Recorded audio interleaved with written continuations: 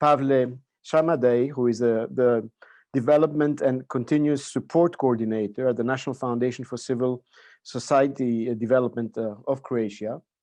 Welcome, Pavle.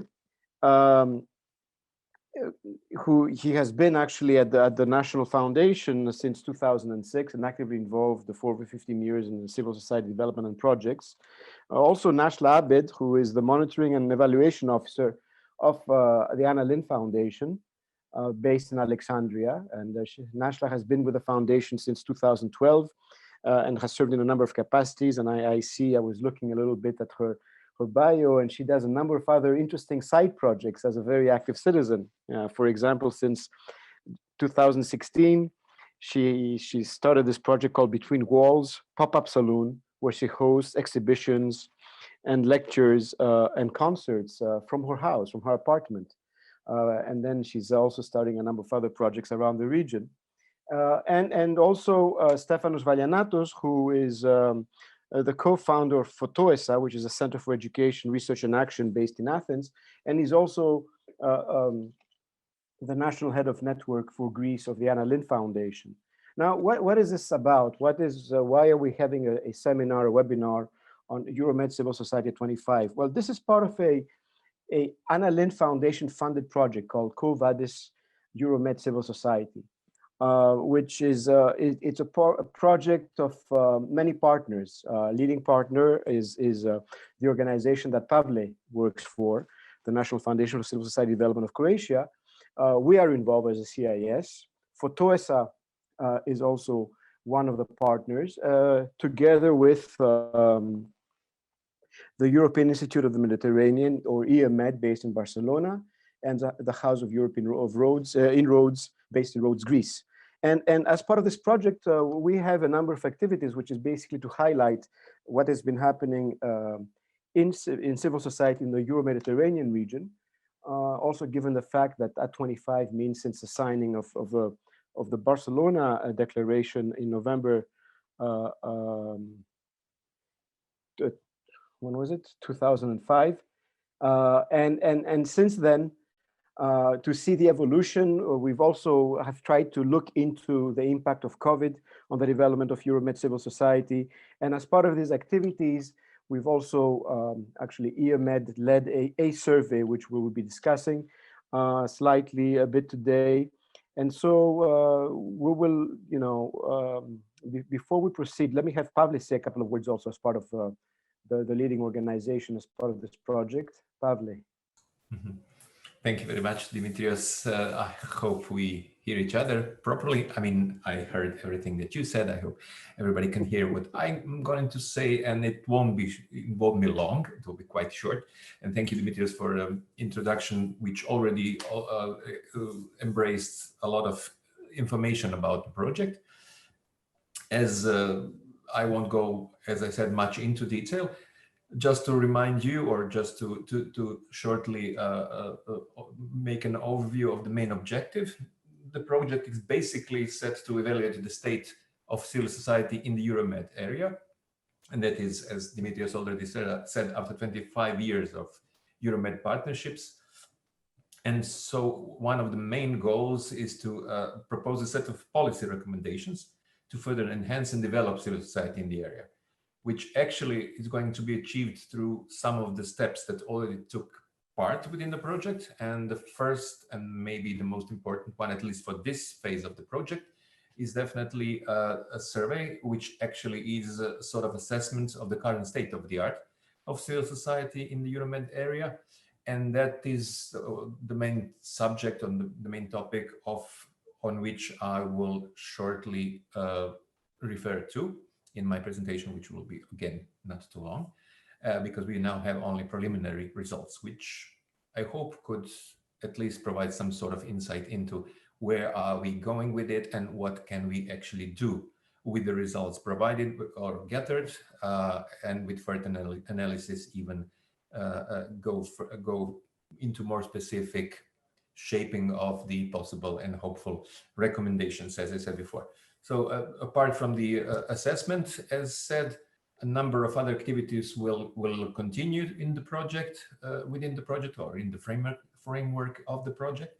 And it's basically raising awareness about the role of the civil society in the EuroMed region, try to identify and improve dialogue and cooperation, which is basically the general goal of NLN Foundation as a whole, and then try to influence in every possible way the identified stakeholders, and that is through providing policy recommendations, as said before, on how to advance civil society in the EuroMed region. And the last and not the least important part of the project should be to provide a sustainable resource pool, which will embrace everything that we could or will, and definitely will try to get out of the project within the duration of it. And the duration is basically limited to the 31st of August this year. So basically that's the time frame that we have. So that's general overview, I think, enough for the moment. Thank you. Thank you, Pavle. So the way we'll do this webinar is we'll start off with Pavle, who will actually present briefly some of the preliminary sort of results of our survey, and I think it will provide a lot of food for thought. And then I will allow for the other two speakers to maybe make a couple of comments, if they have any, regarding Pavle's presentation, and then we will move on to Stefanos Valianatos, who will make a 10 to 12 minute presentation a little bit about the evolution of EuroMed civil society over the last 25 years, where it is today and where it's going, and then allow for Nashla Abed as a discussant, as a commentator, she said, to introduce her perspective on what is happening, and then I'll open up the floor to your comments, questions, and so we can have a lively debate. So Pavle, floor is yours again. Thank you, Dimitris, again. Let me just try to share my screen at the moment. And that will definitely be something that is, as I said before, can you probably see the first page of the it's not really a presentation of the slide. I hope you do. I don't actually see the faces now, but yes, okay. If anything, yes, we do. Okay, thank you. So basically, that's the result. That's the first draw. That's the first preliminary result gathering that was provided by the, as Dimitrios said, our partner from Spain, part in this project, and a very long partner of the ALF actually, that ran different but many more surveys through the years, basically focusing on the civil society values, civil society top points, or any way of research that ALF did, and that the IEMED as an institute did over the years. So basically that's the first glance of whatever the results are. So I will try to go through it, but rather quickly, which is actually not hard because it's not many of the slides now at the moment. And just to make sure, just to mention that the analysis of the results would go deeper. So this is the first, as I said, the first information.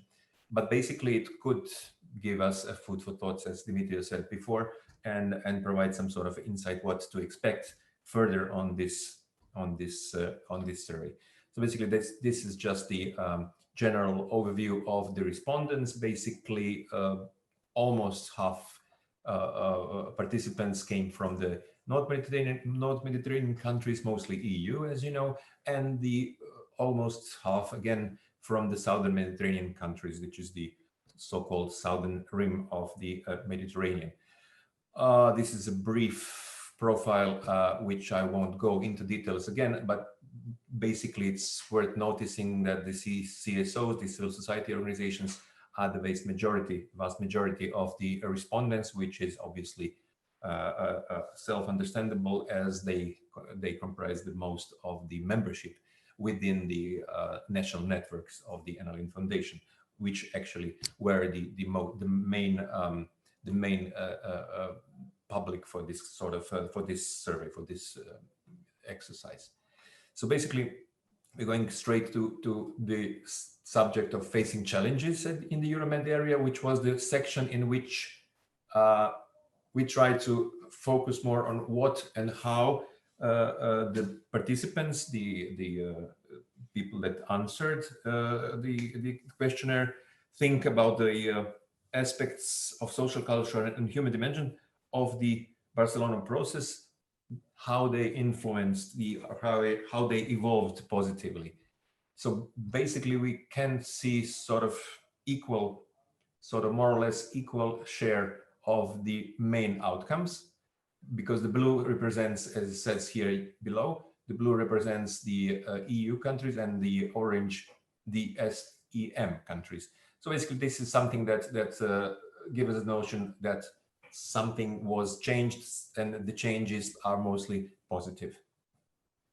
But on the next slide, we actually asked about, in the context of the COVID, which is also one of the important, of course, issues that influence the development, or at least the working of the civil society in the last more than a year now.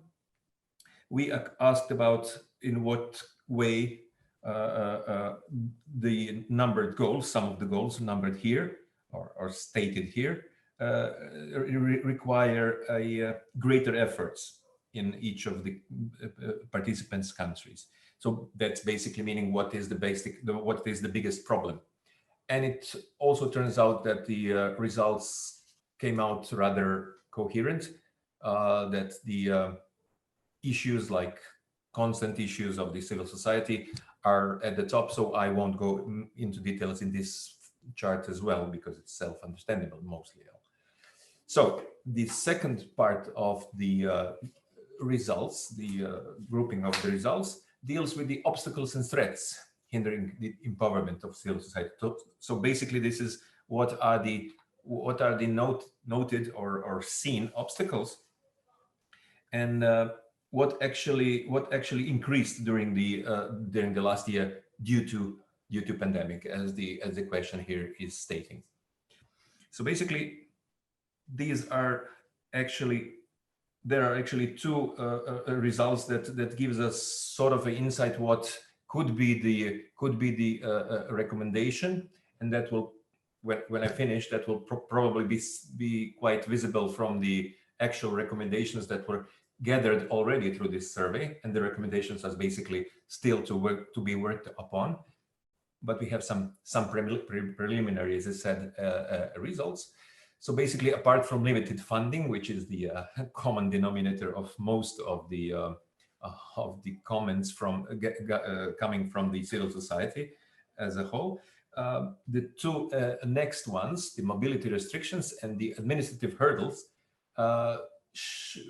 differs in a way that in the SEM countries, which is the orange, and in the EU countries, they give different sort of ponder to those two. So basically, in the EU countries, we have administrative hurdles as a major problem, and in the SEM countries, the southern countries, the mobility restrictions.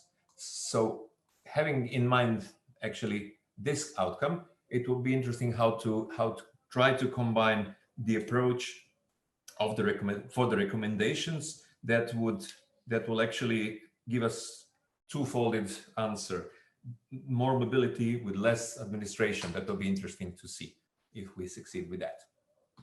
So basically, that's the second part of the same group of the answers, which was an open question.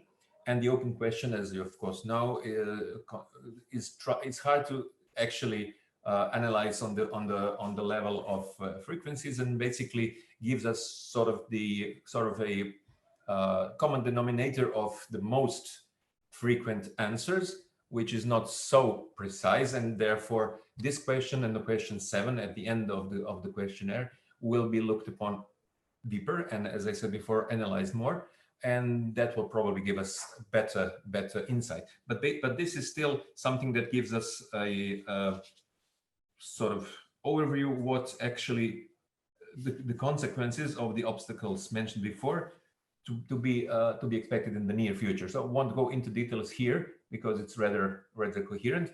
I will go a little bit further in this question 5, which gives us a little bit of first glance of the recommendations for public policies and the stakeholders.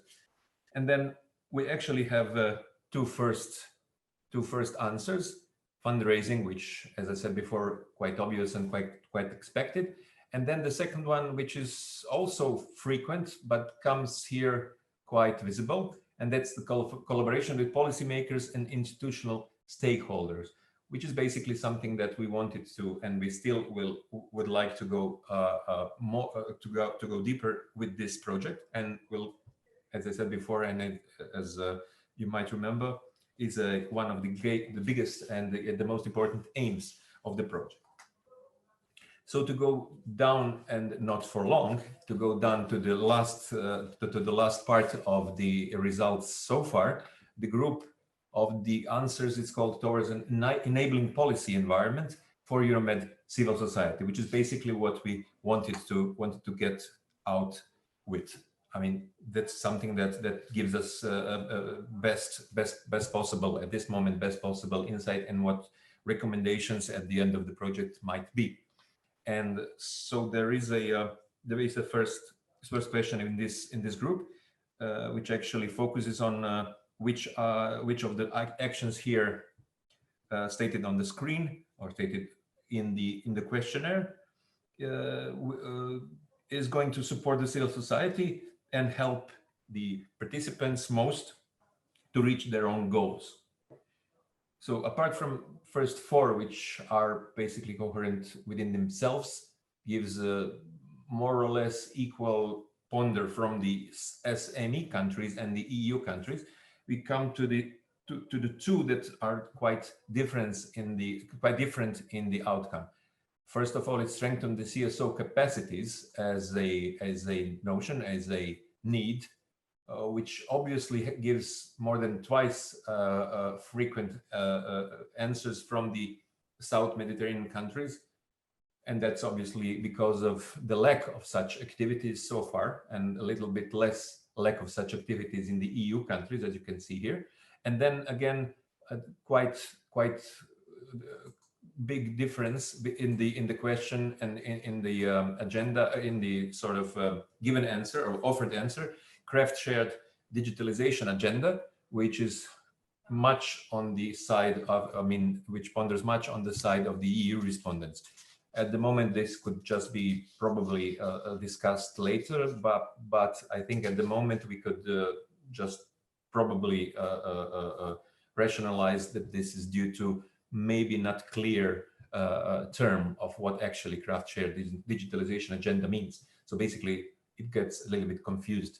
The participants could probably got a little bit confused with that, but this is not really so important. So we'll go further, and then we come to the question 7, which I mentioned before, was also an open question, which means the participant, the people that responded to filled in the questionnaire could give their own opinion, to give their own words. So basically, it comes to try to combine similar or at least very close statements to go together in sort of a mixed outcome.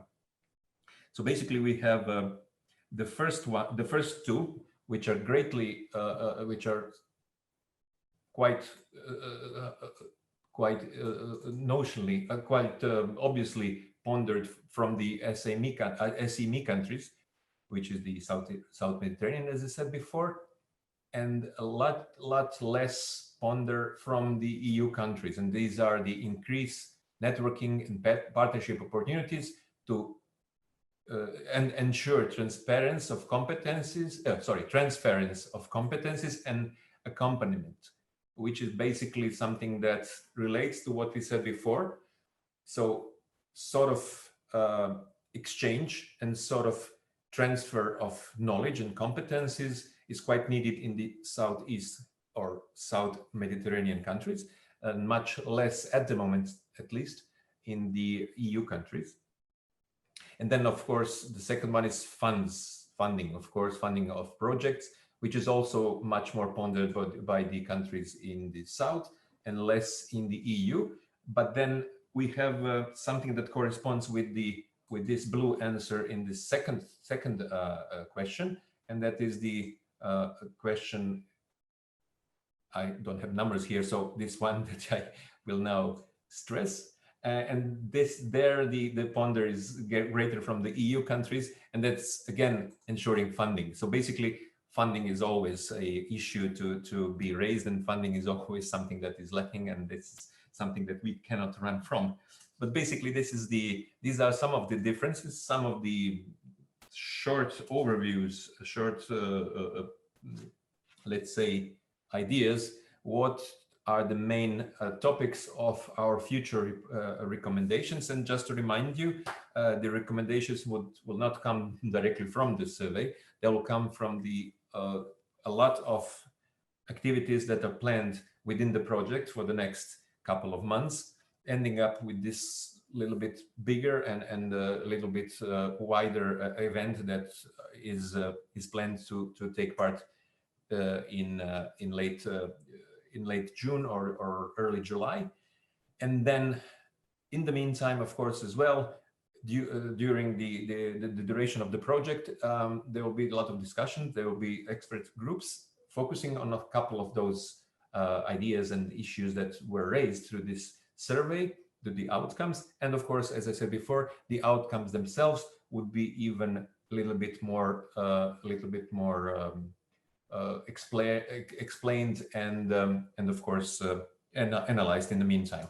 So basically, that's all that I had so far. I know that there is probably not much time left for me, so I will just stop here and thank you all for the time, and give the floor again then to Dimitrios. So thank you.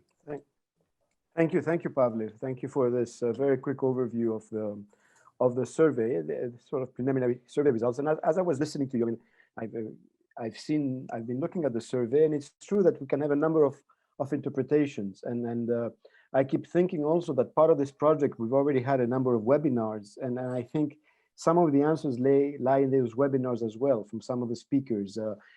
We had a series of webinars with mainly heads of network from national networks from the South and the EU, and it was interesting sometimes as to how heads of network in each country, especially in the South, view things a bit differently than in the North, and I think some of it is reflected also in some responses. But very quickly now, is there an initial sort of response, Nashla, you might have to some of Pavle's findings?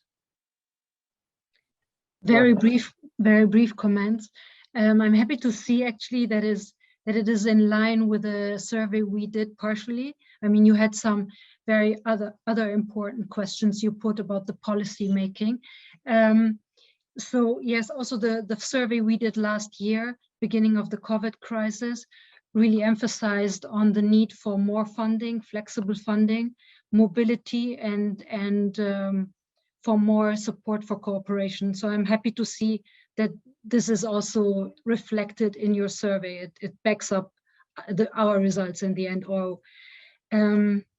That was one comment. And I also see it is important, I agree with you, Dimitrios, that it's important to see also the differences, no? If we want to really have a partnership, in the end, we need to know that there are differences and how to support equal partnership, not only north to south. We had years in the foundation where we really can say there was equal partnership, equal cooperation. So that's my other comment. That's it. Thank you, Nashla. We'll have you back in a bit. Stefanos, do you have any comments regarding the survey? Very quickly. Very briefly, just a bit surprising, some of the points, like, for instance, I was quite surprised to see in some areas that there are no particular views on this matter, especially by the Northern civil society, which was a little bit shocking. It would be interesting to compare it with some similar surveys taken in the past in order to see whether the Euro-Mediterranean partnership and whatever happened afterwards has a positive effect in it. And the other thing I want to mention before we got into the details is that this does reflect to a certain degree the perception, but on the other hand, the perception by civil society practitioners, But on the other hand, there is a certain reality which has to be taken into consideration. For instance, the need for funding doesn't mean that they are available. And therefore, this is a need which has to be found in a different way rather than the traditional one, as I think we will discuss, and probably at the end of or at the beginning of the summer, we'll be able to have something more concrete to offer as recommendations. All right, thank you very much. Thank you. I mean, for me, one of the things that was very, very striking has to do with this thing with, what was it, the wording, about digital or online strategies, right? You talked about it, craft. What was the exact thing? You talked about Pavle. I can't remember the wording, but it had to do with, you know, the use of technology and how CSOs in particular in the EU found that more relevant. And as I was looking at this, I kept thinking about, in one of our previous webinars, I think it was the head of network from Lebanon, Lebanon is a particular case, but she was saying how the reaction there, where CSOs actually took over the role of the state. And so for them, it's about, you know, never mind COVID, never mind, you know, the limitations imposed.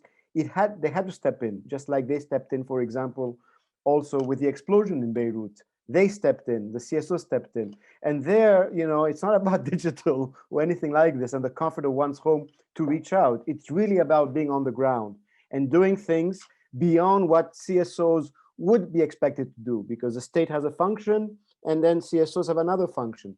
And so when I saw this huge difference, as you said, it's almost 2 to 1 of what, you know, EU-based CSOs consider as relevant and important.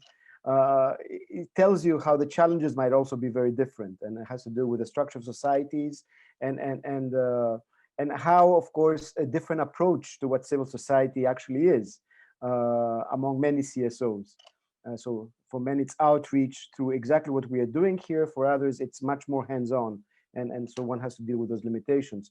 But let's move on right now to Stefano. So we'll make, as I said, an overview of civil society in the Euro-Mediterranean region at 25. So look over the last 25 years and sort of, you know, tell us where it is today and sort of project into the future.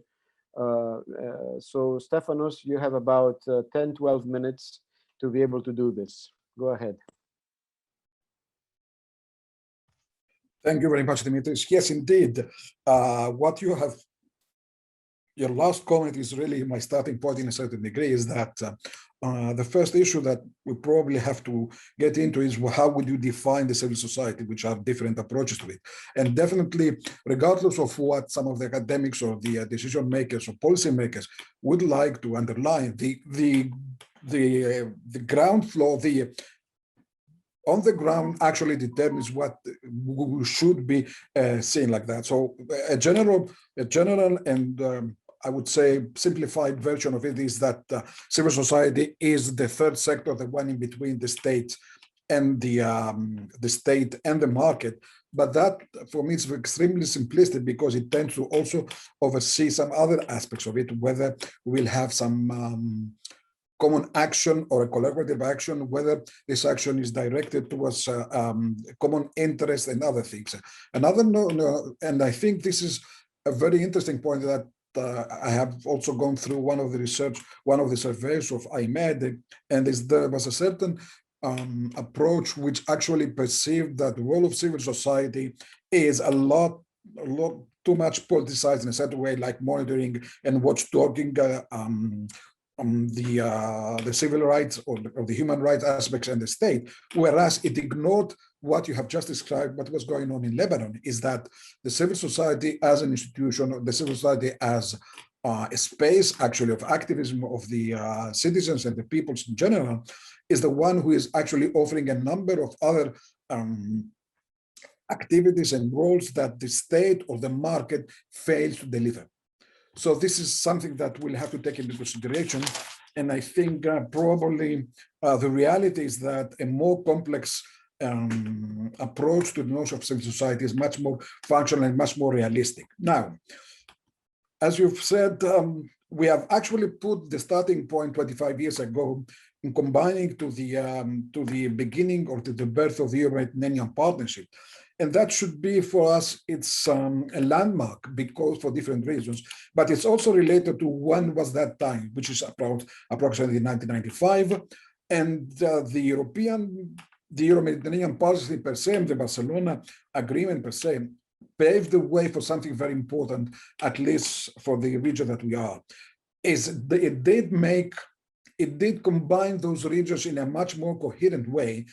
And it did raise the role of the European Union as one of the major forces and brokers of what's going to happen in this one, and therefore also of the civil society at large, not only in the European or the European Union membership and member countries, but also to the other region. The other thing is that by having such a wide area that combined different parts, it also brought in touch the eastern neighborhood in a way of those countries who became Central European countries who became members of the European Union with the Middle East sector. And this actually, it was interesting from a different perspective, not only because traditionally those countries or those European countries didn't look that much towards the south, but on the other hand, because those countries have only lately have undergone under a process of democratization process and a change of regime, which would have ideally have brought a lot of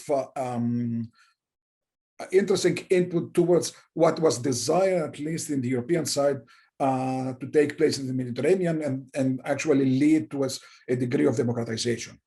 This actually reflected also the notion or and the strengthening of the civil society on the side of major donors and major actors, not only the European Union, but also the United States and other major international institutions. It is that civil society could be a vehicle, a tool in order to support and in order to lead a democratic process and transformation of those countries. And by saying transformation, I would also include the notion of good governance, which did not only touch upon those regions, but also other regions. Before I go any further, what would be the other landmarks in this history, I would like to clarify something, which is essential if we would like to follow this neighborhood, is that the division, if you want to look on the state of the art of civil society, the division between North and South, i.e. the European and the South or the Mediterranean countries, is a little bit very simplistic. We can definitely see, and the developments later on illustrate that, definitely see if we take into the North, if we can bring them down into three different groups, we could identify the southern countries like Spain, Portugal, even Italy and Greece, which some of them have gone themselves into a transformation and from a military regimes into democratic regimes. And therefore their development, the state of civil society's strength are not the same in the ones in the North. And therefore the priorities and the capacity of those institutions are different. The same applies if we will move into the East, which is also different, the Central European and Eastern European countries, from Latvia and Estonia to Poland and Hungary, and of course the Balkans. And then we move on even in the Middle East, where we see a lot of differences among the civil societies that face. Israel, for the sake of argument, and Turkey stand in a different corner, even though themselves. And even those divisions, we would see that they are different over time. Now, the other major difference for me is globalization as such. The globalization has paved the way not only for a number of changes in terms of the development model that would imply or implemented or being pushed to be implemented in a number of countries, but it also paved the way for major developments in terms of communication, in terms of transfer of know-how, in terms of knowledge between all sides, and so in that respect, globalization as such had pros and cons that we can discuss later on. The other point that I would like to find, for me, it was very important because it changed the agenda and it has its effects later on, was 9/11. 9/11, when I mention 9/11, I don't want you to only stop over there, but see it in a wide perspective, which is brought up the issue, raised the radical expressions, especially from the southern parts. And this, in the long run, created different conditions, including the war on terrorism, and therefore the clash, and later on we see as the result of the Arab Spring, it's migration, which actually, for reasons that it's not the desired ones, nevertheless, it brought a different dilemma, at least in some of the European countries, and this was security versus the civil society and human rights issues, and the movement of migration, or the immigration movement, and so on and so forth. And the other two major ones that we have experienced, of course, was the Arab Spring and the financial crisis that the European Union has undergone. The Arab Spring was the heydays of the landmark of civil society, which the Facebook revolution was mentioned, and the major role that civil society has played in leading them. And later on, of course, the new hope, which was dashed to a certain degree by certain developments. But personally, I think that the process of the Arab Spring is still going on, and we can see what's happening in different perspectives. So on the one hand, we have seen an increased role for civil society, a leading role for them, but then the halting of this process and the reversal of this one has also brought the civil society into a different perspective. And finally, of course, in the financial crisis at the same time increase in the Europe has put a lot of burden on civil society in terms of funding. On the other hand, it indicated, it paved the way for a different role and re-emerged the presence of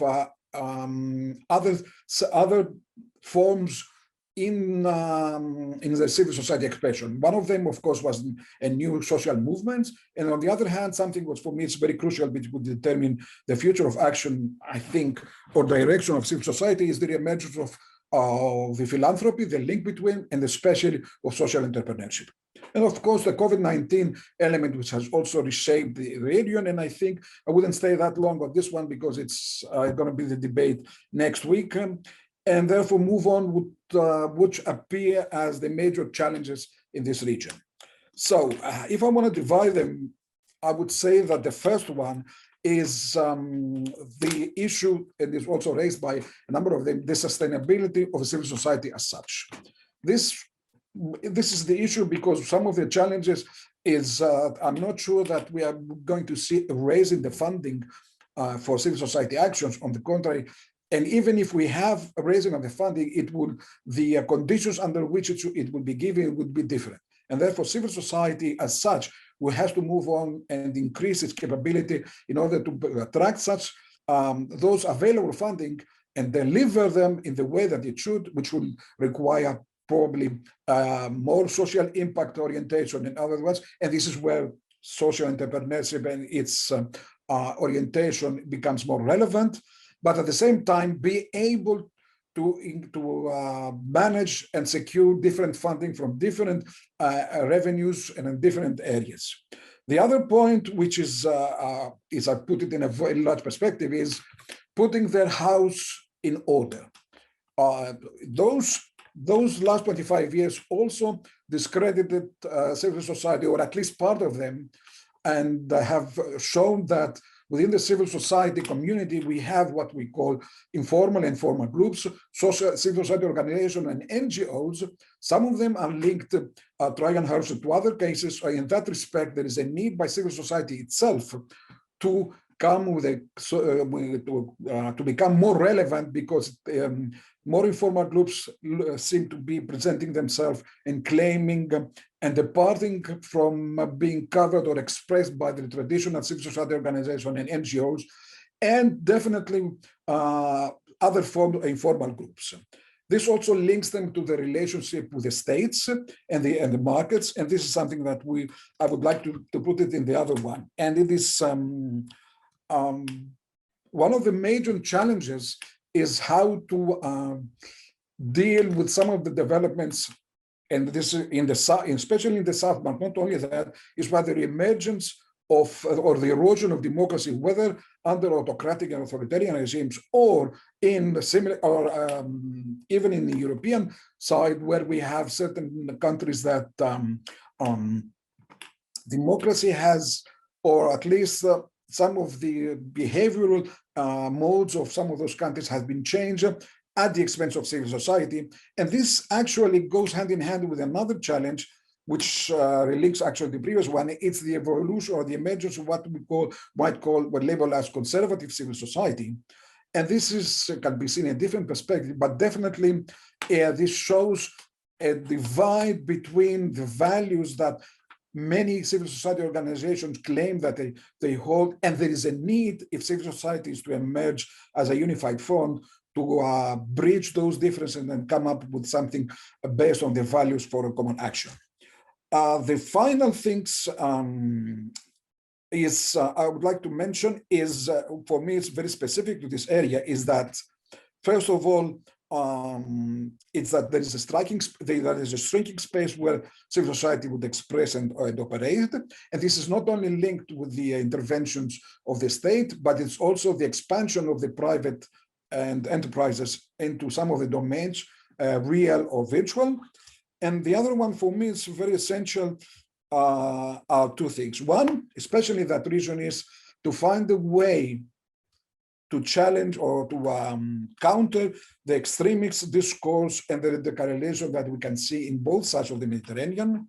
And the final one is to manage or to expand, which is linked, of course, to the different expressions that civil society have to find in order to be able to reach the more difficult to reach groups, and therefore, or the more alienated or the more marginalized segments of the population in all aspects, because this might be that will increase their strength, or if it doesn't reach, that would be an exploding condition in societies north and south. I think I will stop here, and I think we'll come back with the questions. Thank you. Thank you, Stefanos. Thank you for a very interesting presentation. I mean, I know that the divisions you put, first the artificial, not very clear division between north and south, given the fact that even within regions there are lots of variants. Then you talk about three things that are really systemic. They are wider beyond civil society. The impact of 9/11, which brings in the securitization dimension and complicates the approach to civil society. The Arab Spring and the use of technology and so on. And you said it's a heyday of at least Arab civil society, and we are still living through that. And of course, COVID-19, which is something we're trying to explore within even this project, the impact. And then I also note your challenges, but also your challenges, other than the fact that some of them have to do with, you said putting their house in order, CSOs, and maybe becoming more professional in that sense, and in terms of their practices. A lot of those other challenges you've also raised are challenges that are beyond civil society, right? I think your point about the erosion of democracy, maybe, and the rise of autocratic regimes, even in the north. I mean, among you, that might have an impact, right?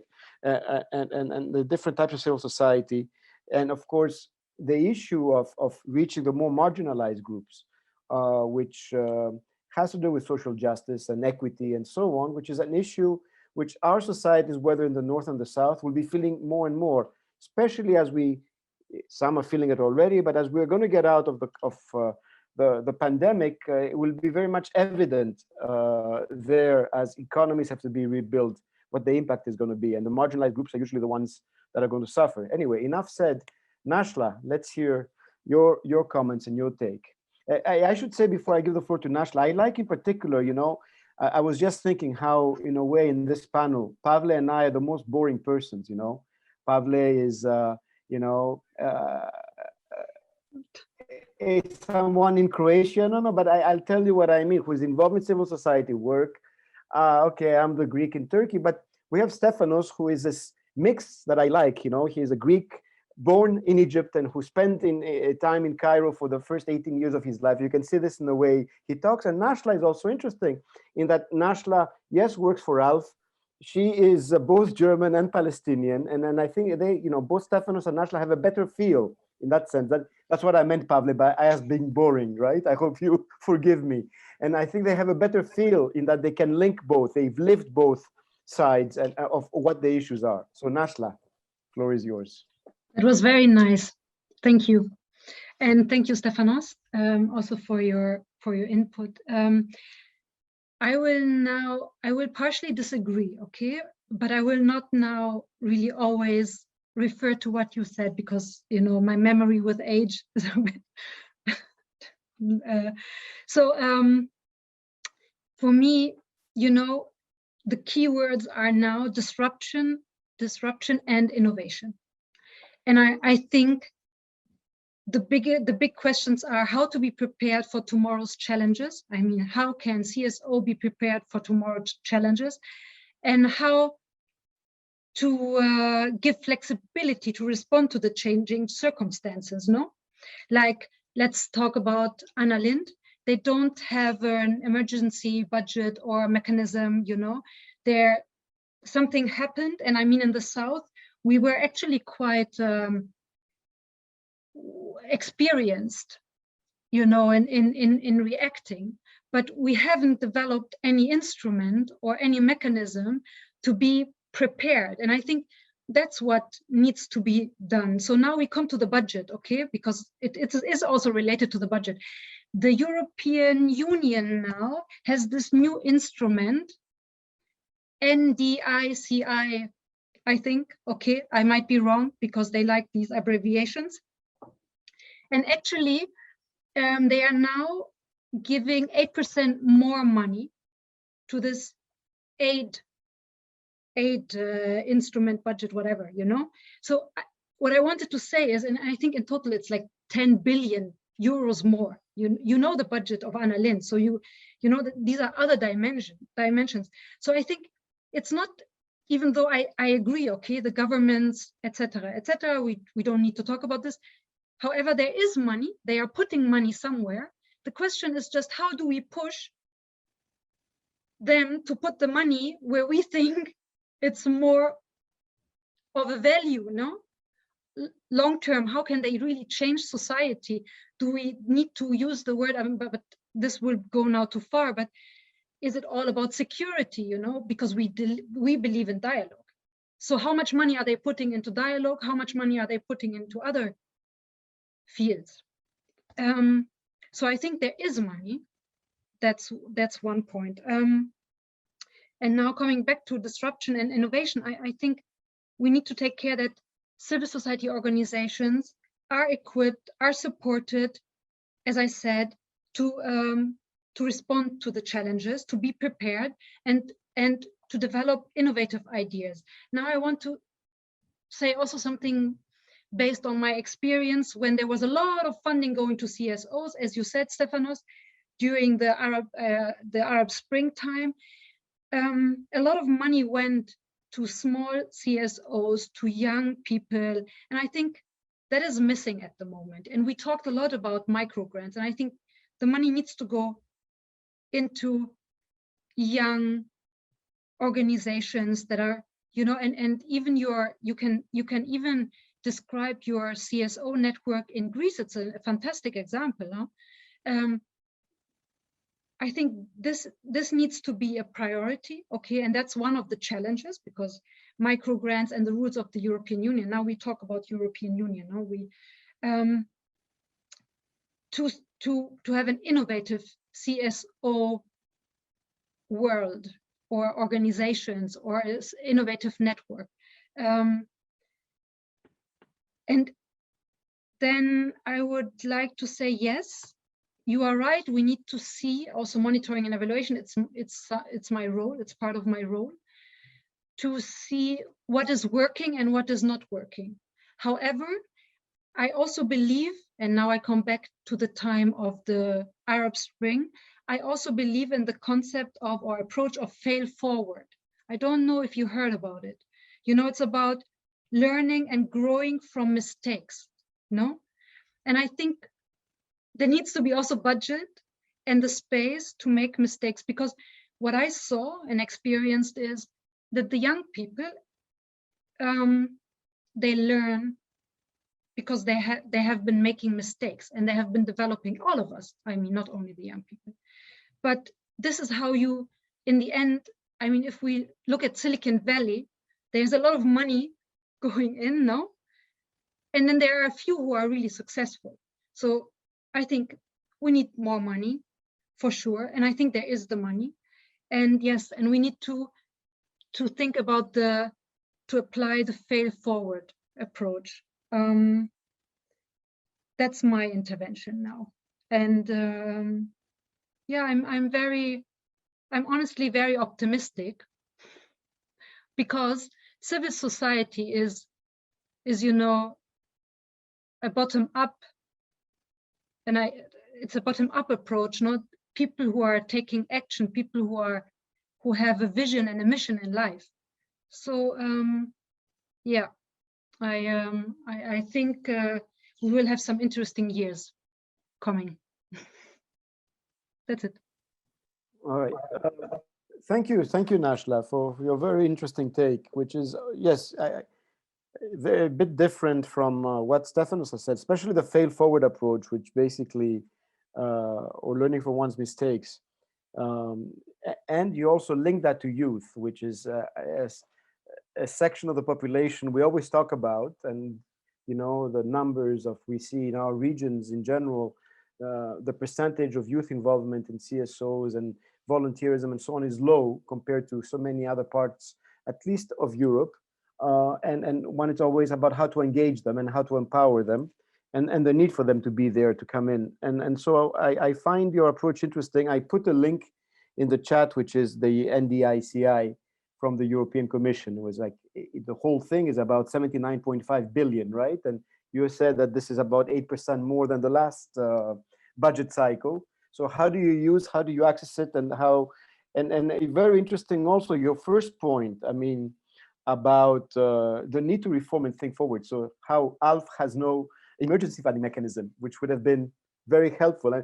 But obviously this is something that will, obviously you are thinking of it, and your colleagues at the foundation are thinking of it, and it's something that everybody has to think of it, I think, also at national level, at CSO level, and so on, right? How do you cope with these emergencies, which we also know, this is the wider systemic, that more and more of these pandemics or other challenges will be occurring. So whether it's not another pandemic such as COVID, climate change is there, it's alive and well. And I always say, for example, with climate change, this is something where Alexandria will be one of the first cities in the Mediterranean that's going to be affected.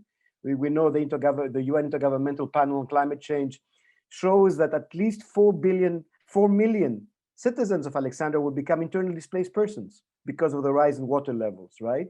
And so how do you deal with all of that? Egypt is in a bad situation, plus 4 million from the Nile. So it's bad. But I mean, this is a very real challenge that might occur. And so how do you deal with that? So I think we have different perspectives, which it'd be interesting to have a debate about this. The floor is open. We already have a first comment. You can put it in the chat. Let me read it out and then give the floor to the speakers. And I expect others as well to take part in this discussion. So this is from Dimitris Kavouras, who is in Alexandria, another one of these Greek Egyptians, as opposed to Stefanos, who was born and raised in Cairo. Dimitris is from Alexandria. So a comment regarding Stefanos's intervention. Actually, the Arab civil society did not fail. It was just, says it was just supported. It wasn't supported enough. In some cases, failed by the EU, not out of intention, but rather of ignorance. Good enough knowledge, not good enough knowledge of their southern parts and knowledge of their societies. Well, this is a bit tied also to the fail forward approach. If that's the case, then you have to learn from that to move forward. I'll give you time to respond to that in a bit, Stefanos, right? I see somebody has raised their hand. Who raised their hand? Pavle, someone else. Go ahead, Pavle. Unmute. Yes. Hi. Yeah, thank you. Just wanting to, not be too bored. So basically, I just needed to jump in. No, it's fine, Dimitrios. I know. I will never hear the end of this. No. I definitely know what you meant. And it is really boring to be within civil society for 15 years. I mean, boring is taken with some salt, some cum grano salis. Basically, it's sometimes the same and sometimes really, really different. So basically what I wanted to comment on touches a little bit on what Dimitrios Kavouras put in the comment, but basically also what earlier was said about the EU funding especially, and definitely links a little bit to the replies from the survey that I presented earlier on. And it's basically the experience that's a little bit of it also we have here in Croatia, and of course a lot of other countries too. The basic notion of the EU funding that it's overly administrative. So basically that's why the most of the countries that received any kind of EU funding are horrified with the amount of administration required, especially when it comes to the smaller NGOs. Doesn't get so often to the small NGOs. That's also a problem. But anyhow, it takes a lot of time and devoted personnel, devoted staff for just dealing with the administrative issues. And then there is a lot of money, and that's for sure, that's a fact. But basically, it doesn't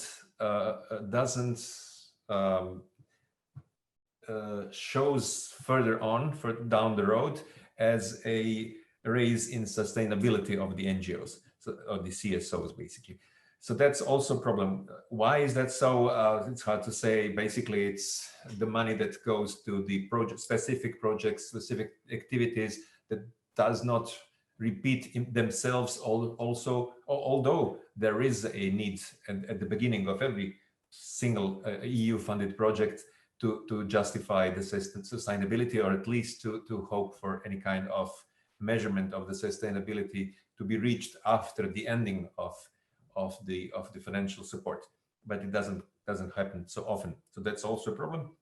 And then of course, it is connected with the scope of every particular call for proposal or a tender, that the innovativeness should be involved. But basically, in the field, the innovativeness mostly come when not enough funding is provided. So basically, this is also some kind and sometimes a problem. So I just wanted to a little bit share additional light, maybe it's dark light or whatever in physics could be said about it, but basically it's something that we have to have in mind, and it is sometimes good to try to avoid the experiences or the practices, the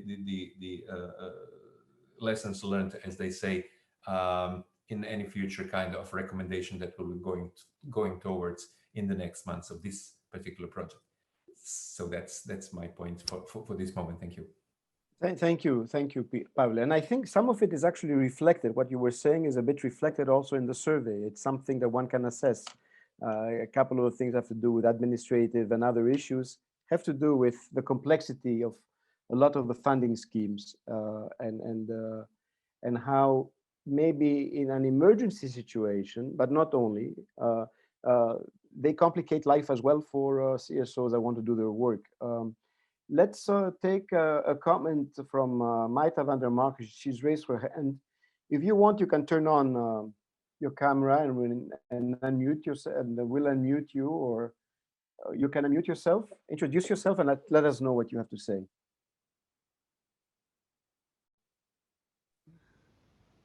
Hi, good afternoon.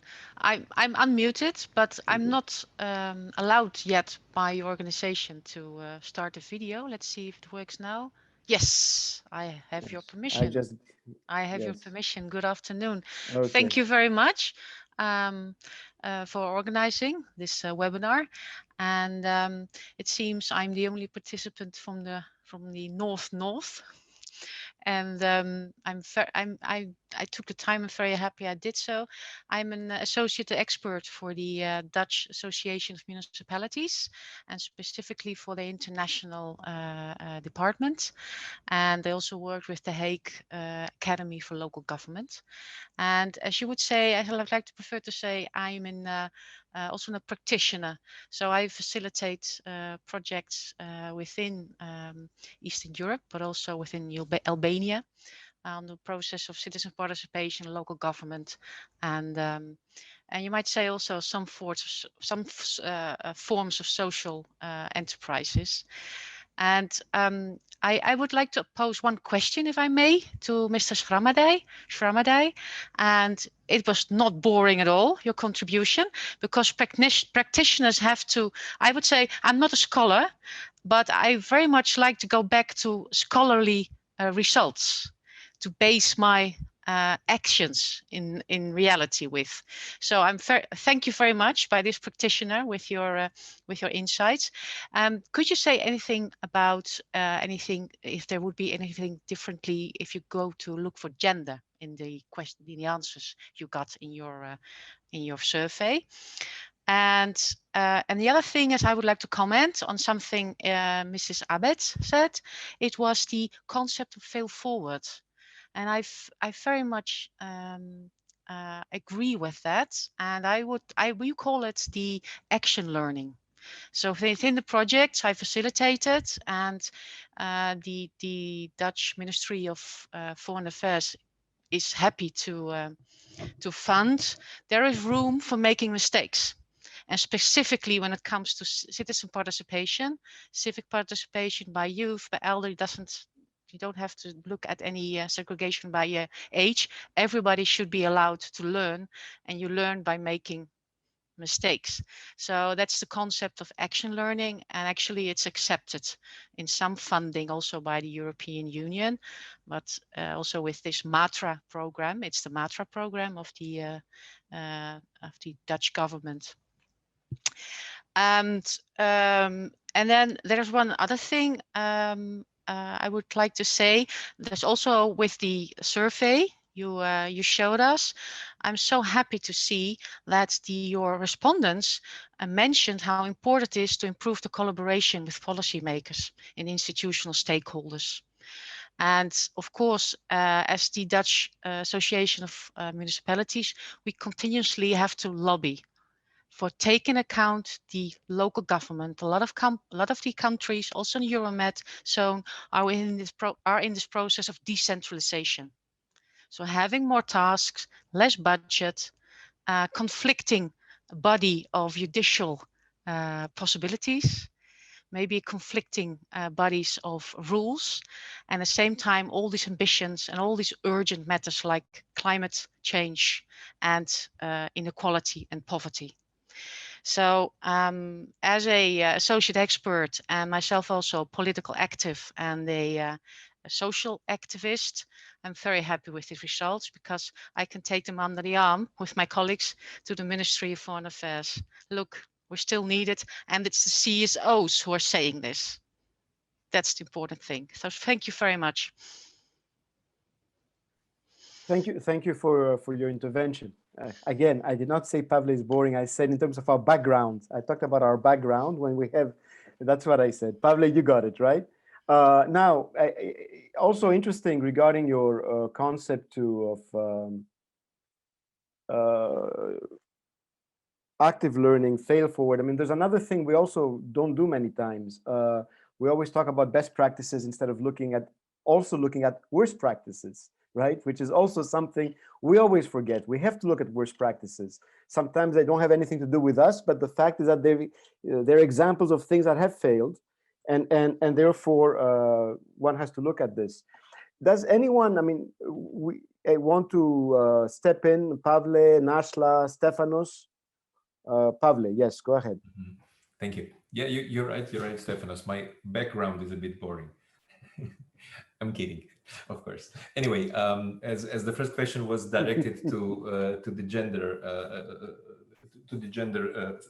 let's say, involvement of the either question, the respondents or the specific questions. I can give you at the moment only the information about the general participation in the survey. We don't yet received the full analysis, as I said before. So I'm not sure within every single question how the share of what is the share of women or men within the particular questions. But basically, out of the 116 response or answers that we received, there is more or less 60 to 40 relation, which means a little bit more women than men, which is also again reflecting, I would say, rather correctly the share that we know exists activists in the CSO in the CSO world, the civil society world. But basically, I'm not very let's say prepared to talk about the gender issue within the question, as I said. So I hope to have this information later on, not today, of course, but later on with the further analysis of the survey. So thank you for your understanding.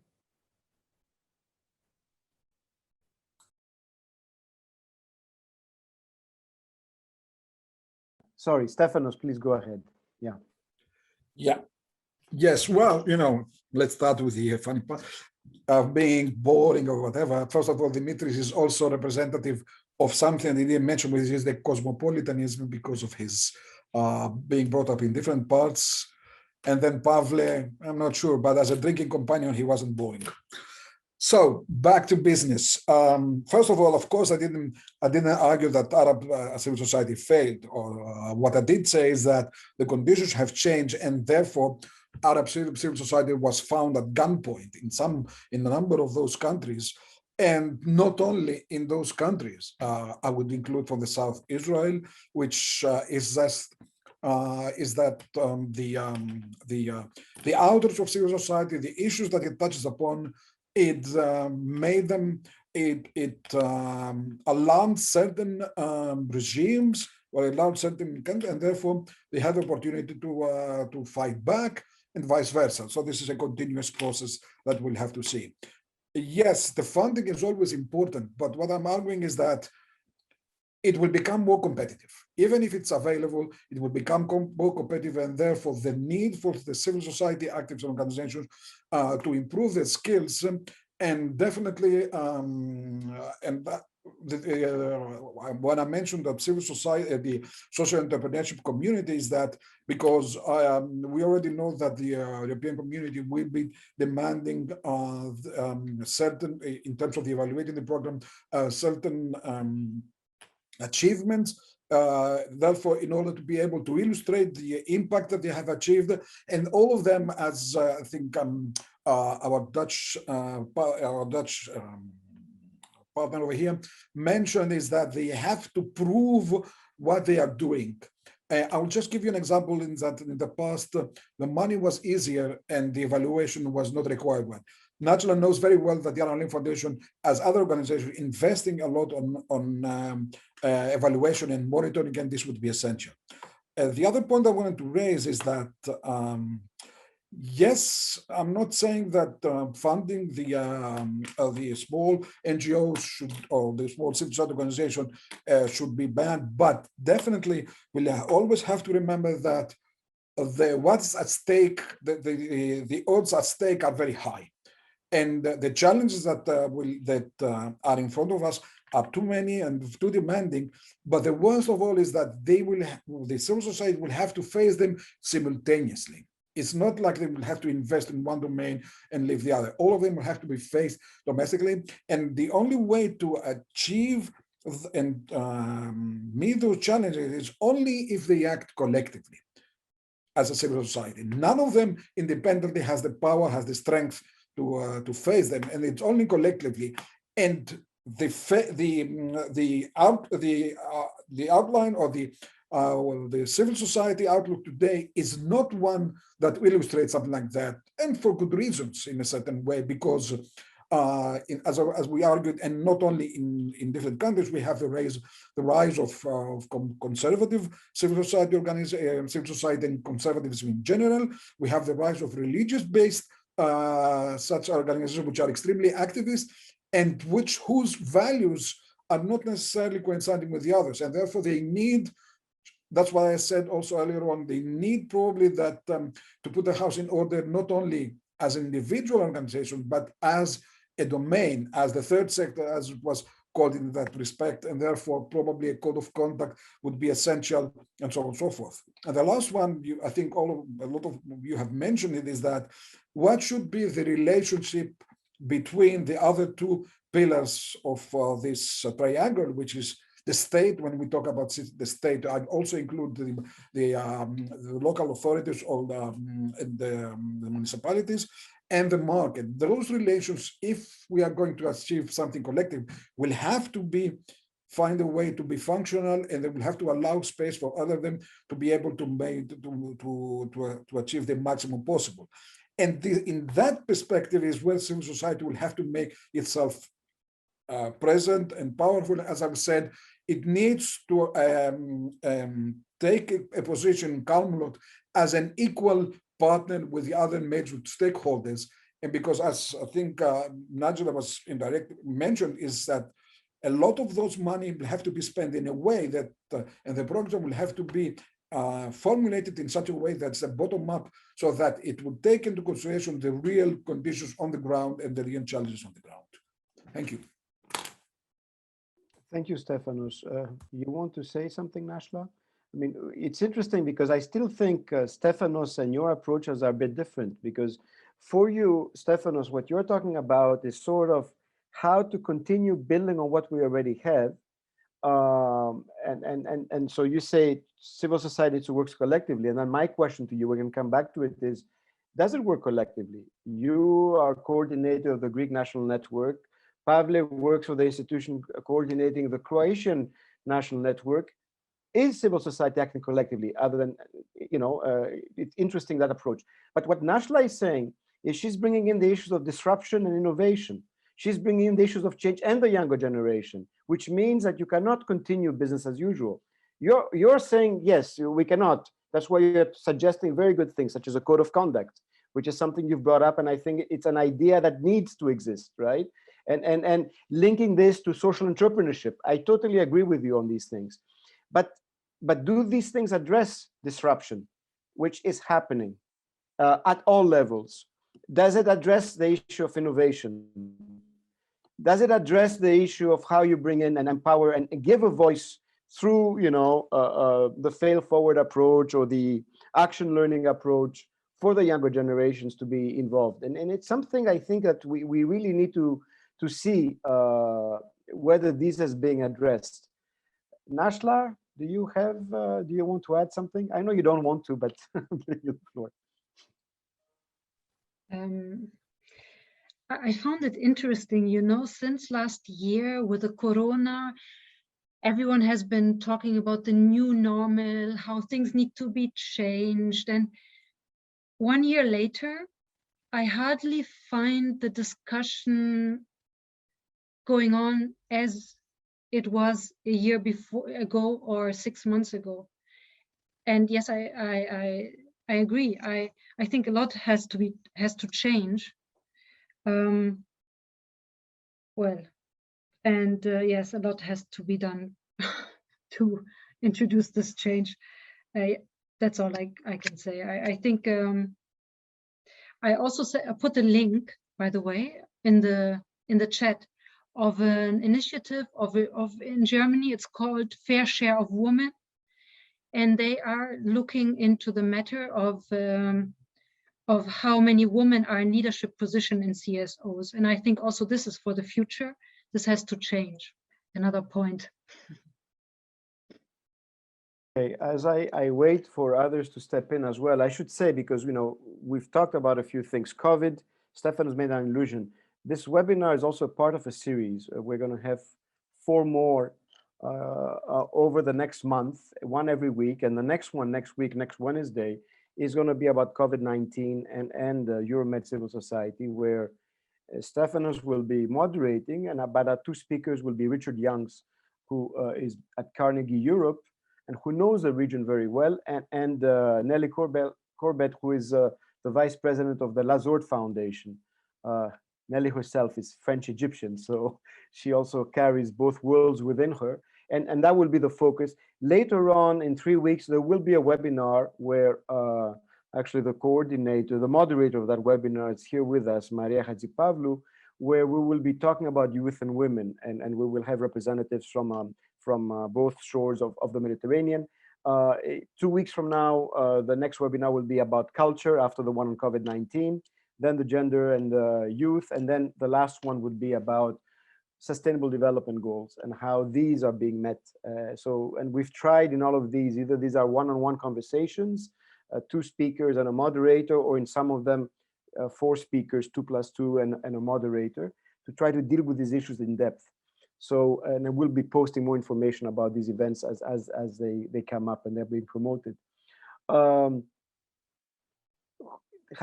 Does anyone else have anything to add here? Esmeralda, I see you've turned on your camera. You want to raise an issue? Go ahead. I'm sorry, I could partially follow because I had 2 other meetings to join, and I'm sure it was an exhaustive speech from your side. I cannot hear you. You are muted. You are muted. I cannot hear you. No, it's okay. I thought you said 2 other meetings, and I said which are more important than our meeting, but I'm just kidding. They were scheduled. I had to, but yeah, about the relevance of the importance, I don't know. Okay, so, good. But yeah, if I came back here, that means that this is also important.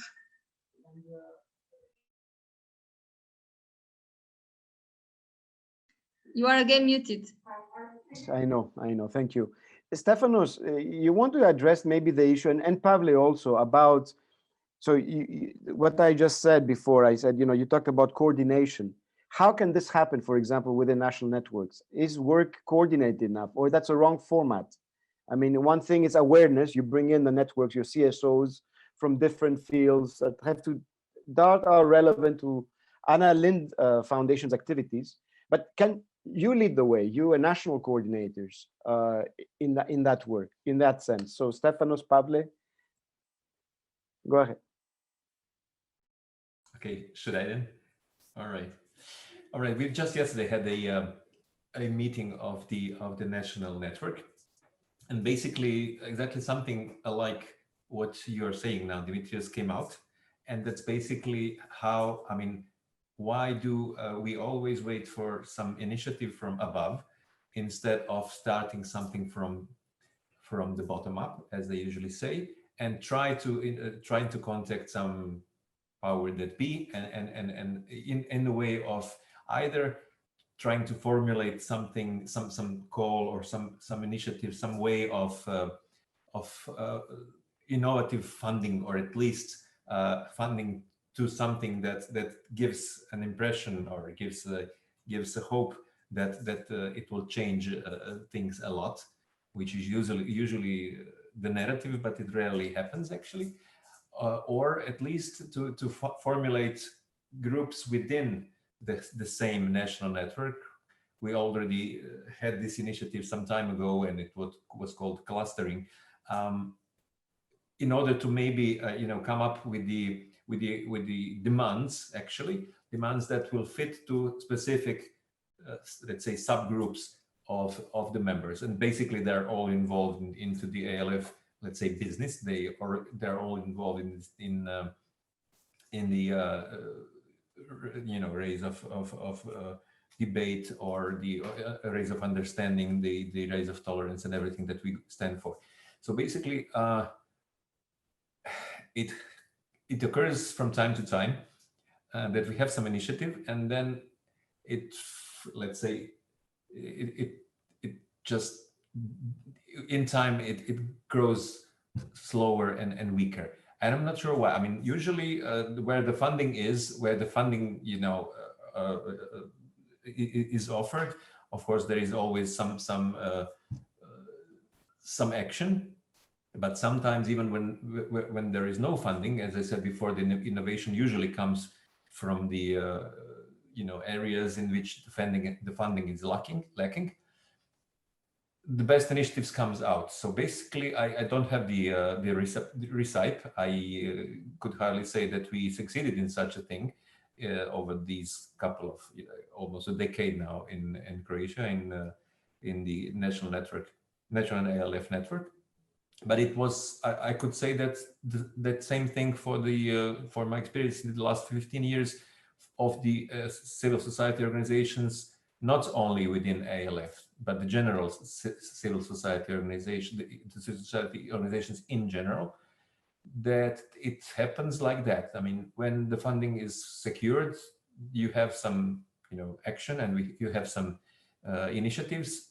It, as I said also before, it rarely results in sustainability. So we jump to another opportunity for funding and so on. But even sometimes a change happens, but in time it doesn't get too strong. It really loses in sort of a impetus, sort of a force, and it really in this experience of mine of 15 years, not much changes. Of course, changes are visible in several several areas of social development, but not really in the everyday life of the CSOs. So I'm not really sure how to change it. I would like to see, after this project and the recommendations that will come with, to see more involved, more innovative, and more, let's say, sustainable civil society organizations in time, of course. But we have to see, and we have to try. There is no other way. We have to try. Yeah, thank you, Pavle. And it's true. This is something we can explore within this project, because also IEMED is the national head of network for Spain. So we have 3 heads of network involved in this project, and maybe something we need to consider how to do this. Stefanos. Sorry. Yeah, first of all, it's just a comment which would bring me exactly to the Greek National Network. First of all, is coordinating or relating at the national level is much easier than at such a region like the Euro-Mediterranean region, because it's very diverse vis-a-vis a state one which has more in touch. But also it does illustrate what was my argument, is that within a collaborative format, even if it's a loose one, you have the ability of networking, which will be a transfer of know-how, information, of anything between them. At least in the Greek national level, we have come up with a different structure. We have 2 co-heads, but the most important thing is that we have created focal points. This means that we have people in different regions which act as sub-network actions, and therefore this means that they have a much more personal relationship, or can develop more personal relationship. They can relate to better, and therefore they can collect more information and transfer it up and down. Now, our coordination, I wouldn't say that wouldn't anyone imagine a grandiose scheme. Is a minimum of things that would allow for showing the opportunity and exchanging information and so on and so forth, or changing varieties. And this is why I kind of disagreed what I was saying, that I was talking in a different line with Najla per se. It is exactly because of the fluid nature of human action per se and human existence per se, that it is the need for a constant evaluation for the state of things in order to remain to remain afloat and alive. And this is what I'm saying, is that for even if you take the individual action of an institution, an NGO or a civil society that's innovative, unless it's communicated elsewhere, then it would remain just a local idea. So this is the kind of things that I mentioned when I'm saying that the need for coordination and for a collectivity, not the imposition of any kind of things.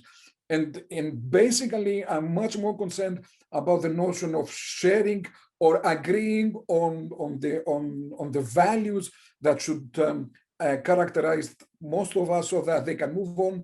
And especially if the civil society would like to become one stakeholder and co-decide on the policy recommended, it cannot be achieved unless it can present at least a minimum of unified front, which, as I've said earlier on, it should always, in order to remain afloat, it should always be able to absorb and realize the differences that are taking place. So it's an incorporation of both the realities on the ground.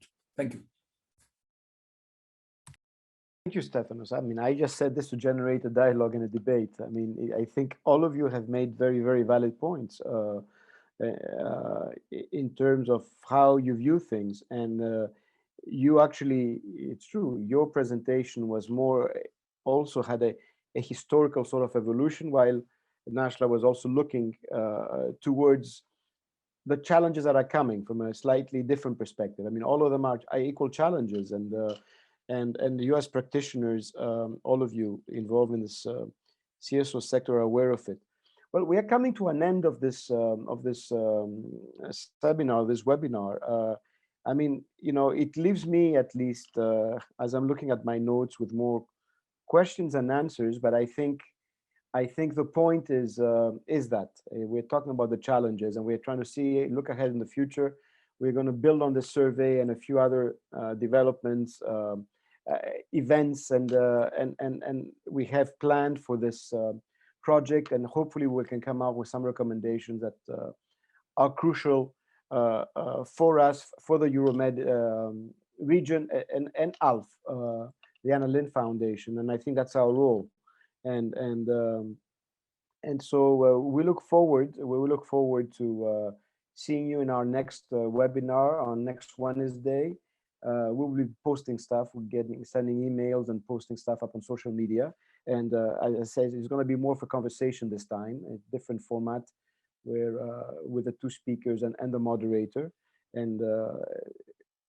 And hopefully by the end of this project, we, just like many others doing other projects, would have contributed to enhancing the dialogue. So again, I'd like to thank you, Nashla. It's been a long, long time since we've spoken and seen each other. So I'm glad to see you and to hear your voice. Pavle, we are in contact anyway, almost on a daily basis as part of this project. With Stefanos, we are in contact as part of this project, but we're also very good friends, so we talk outside it. Stefanos has helped me get my vaccination dates in Greece, so coming up soon. So we deal with a number of other issues. I'm also glad to see so many friends and new friends taking part in this webinar. And I do not know why one of them is actually crying. Oh, it's gone. Someone had put a crying face, maybe because it's over. But thank you again. And we will be posting actually a video of this webinar for those that want to see it online. And we look forward to seeing you in the future in our activities. So thank you again, everybody.